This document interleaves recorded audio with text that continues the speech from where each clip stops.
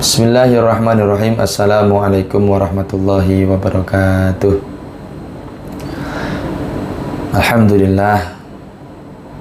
Alhamdulillahirabbil alamin. Assalatu wassalamu ala sayyidina wa maulana Muhammadin wa ala alihi wa sahbihi ajma'in. Asyhadu an la ilaha illallah wahdahu la syarikalah wa asyhadu anna Muhammadan abduhu wa rasuluh. Qala rabbi shrah li sadri wa yassir li amri wahlul 'uqdatam min lisani yafqahu qawli waj'al li waziran min ahli. Rabbana iftah bainana wa baina qaumina bil haqqi wa anta khairul fatihin. Amma ba'd. Teman-teman, saudara-saudaraku jamaah kaum muslimin wal muslimat rahimakumullah.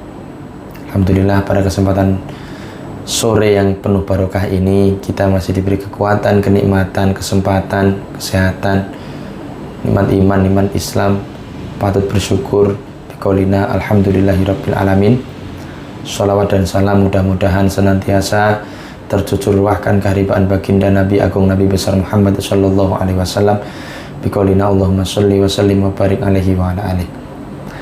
Teman-teman, saudara-saudaraku jamaah kaum muslimin wal muslimat rahimakumullah, melanjutkan kajian kita yang kemarin, yakni kitab Sirah Nabawiyah Khulasah Nurul Yakin, karangan dari Allahumma yarham Syekh Al-Umar Abdul Jabbar, Syekh Umar Abdul Jabbar.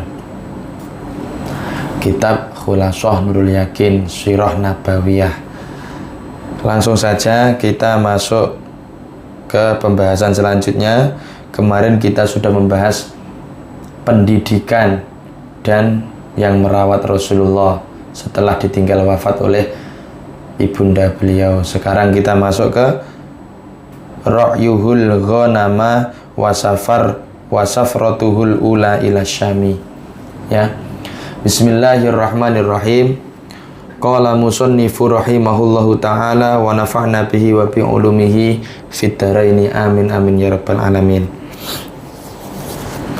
Ra'yuhul ghanama wa safratuhul ula ila syami.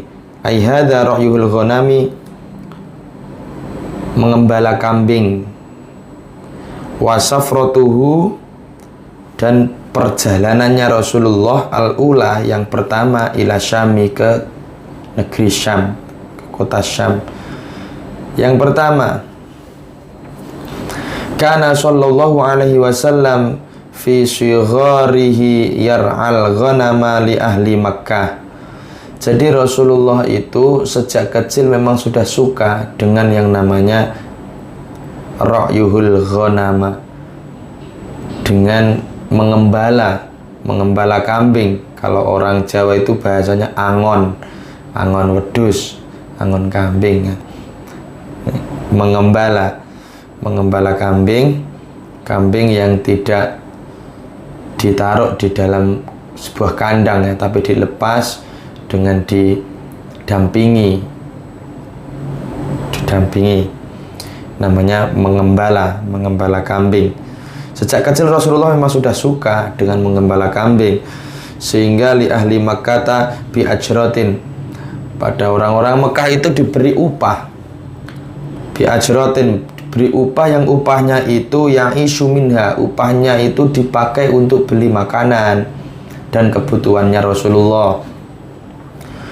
Walamma balaghata si'ata min umrih, walamma balagha, ketika usia Rasulullah itu sampai pada si'ata min umrih, usia 9 tahun, wakilah, namun masih ada wakilah ya, pendapat lain mengatakan bahwa ada yang mengatakan umur 13 tahun, ada juga yang 11 tahun. Namun di dalam Sirah Nabawiyah Khulasah Nurul Yakin dikatakan bahwa walamma balaghat tasi'ata min umri, ketika Rasulullah itu sampai umurnya mencapai 9 tahun ya, usianya tiba 9 tahun, safara ila Syam, melakukan perjalanan ke kota Syam, ma'a ammihi, bersama paman beliau Abi Thalib, bitijaratin, dan mereka berdua itu membawa barang dagangan. Walamma qaruba min Busra, ketika mereka berdua, Rasulullah bersama pamannya Abi Thalib ini sampai di sebuah tempat yang bernama Busra. Tempat yang bernama Busra. Ra'ahur rahibu bihaira. Jadi pendeta yang bernama Buhaira ini melihat mereka berdua, yakni Rasulullah beserta pamannya Abi Thalib. Lalu apa kata pendeta tersebut? Fa akhbara ammahu bi annahu sayakunu akhirul anbiya. Lalu pendeta Buhairah tersebut memberi kabar kepada Abi Thalib bahwasanya sesungguhnya beliau adalah akhir dari para nabi. Ini pendeta ini. Pendeta ngomong seperti itu. Kenapa? Wa talaba minhu ayyarji abi. Kemudian pendeta tersebut menyuruh kepada Abu Thalib dan Nabi Muhammad untuk pergi, ayyarji abi, untuk pergi dari tempat ini, untuk kembali. Silakan kembali engkau ke tempatmu, jangan kau lanjutkan perjalananmu ya. Karena dulu negeri Syam itu banyak orang-orang Yahudi, banyak orang-orang jahat. Kenapa kok pendeta tersebut melarang Abi Thalib bersama Rasulullah untuk melakukan safar ila Syam, perjalanan ke negeri Syam? Karena khaufan alaihi min aduwin yataraqabuhu. Dikhawatirkan terdapat musuh kepada mereka berdua, sehingga musuh tersebut yataraqabuhu, mengintai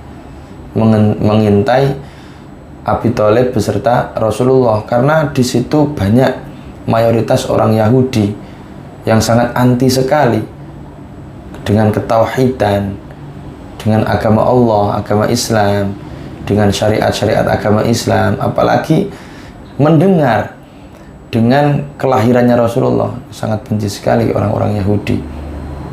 Sampai sekarang orang-orang Yahudi seperti itu, memiliki sifat rakus, serakah, dan tidak ingin orang lain itu selamat, gitu loh. Nah, orang-orang Yahudi. Kemudian waqad istadalla ala nubuwatihi bi alamatihi allati fi kutubi ahlil kitab. Ini seorang pendeta tentunya bukan agama Islam. Seorang pendeta ini menjabarkan kepada Abi Thalib bahwasanya terdapat beberapa tanda-tanda dari kenabiannya Muhammad. Ini katanya fi kutubi ahlil kitab, di dalam ahli kitab, yakni kitab Injil. Karena kitab Injil, Taurat, Zabur, selain kitab suci Al-Quran, itu memang ketika masih murni isinya, di dalamnya itu tertulis kalimat bahwasanya nanti di akhir dunia ini akan ada dua cahaya. Yang pertama cahayanya Nabi Isa, kemudian cahayanya Rasulullah Muhammad SAW. Namun orang-orang yang punya maksud tertentu, sehingga diubah kitab tersebut, kesuciannya, kesempurnaannya, kebenarannya, sehingga cahaya tersebut dihapus satu, sehingga hanya ada satu cahaya, yakni cahayanya Nabi Isa. Nabi Muhammadnya dihapus, sehingga sampai sekarang tidak ada lagi tanda-tanda kenabiannya Rasulullah di dalam kitab-kitab ahli kitab, kitab-kitabnya orang non-muslim, kitab Injil, kitab Zabur, kitab Taurat, ya. Seperti ini. Kemudian safratuhu tsaniyatu ila Syam, perjalanannya Rasulullah asaniyatu yang kedua ila Syam, ke kota Syam. Yang pertama fil khamisati wal ishrina min umrih, pada usia 25 tahun Rasulullah Shallallahu alaihi wasallam safara ila Syam, melakukan perjalanan ke kota Syam marrotan saniyatan, perjalanan yang kedua kalinya, fi tijaratin, dengan membawa barang dagangannya li sayyidati Khadijah, ya, membawa barang dagangannya Siti Khadijah. Siapa Siti Khadijah? Wa kanat dzata syarafin wa malin. Beliau adalah seorang perempuan yang syaraf, perempuan yang mulia. Kemudian selain perempuan mulia, beliau perempuan yang sangat kaya raya, sehingga diceritakan tastajirur rijala fi maliha. Beliau itu menggaji beberapa orang laki-laki yang bekerja atas penjualan dari dagangannya Siti Khadijah. Banyak sekali karyawannya Siti Khadijah tersebut, sehingga beliau itu menggaji beberapa seorang laki-laki setiap harinya karena telah membantu bekerja menjual barang dagangannya Siti Khadijah. Kemudian timbul pertanyaan, wa qad ikhtaratu li hadzal amal. Kemudian kenapa kok Siti Khadijah ini lebih memilih Rasulullah untuk menjual barang dagangannya Siti Khadijah? Lebih memilih Rasulullah. Kenapa bukan karyawan atau orang-orang kepercayaannya Siti Khadijah sejak dulu gitu, sebelum munculnya Rasulullah? Kenapa kok tiba Rasulullah muncul kok langsung memilih Rasulullah? Karena karena sesungguhnya Siti Khadijah sami'at bisidqihi, mendengar kesempurnaan kejujuran dari sifatnya Rasulullah, wa amanatihi, dan beliau itu seseorang yang dapat dipercaya. Ini dari umur kecil memang Rasulullah itu sudah ada sifat-sifat, sudah muncul sifat-sifat kemuliaan dari beliau, sifat-sifat atau ciri-ciri kenabian salah satunya. Dan sifat wajibnya Rasul itu kan ada 4. Yang pertama siddiq, tabligh, amanah, fatonah. Nah, ini sejak kecil Rasulullah sudah memelihara sifat siddiq, jujur, amanah. Beliau itu sangat dapat dipercaya sekali. Kemudian wa akhlaqihi syarifah. Beliau itu akhlaknya mulia sekali, mulia, sangat mulia sekali, sehingga di dalam kitab Maulid At-Tibai itu kan, wa kana sallallahu alaihi wasallam ahsanan nasi khalqa wa khuluqa.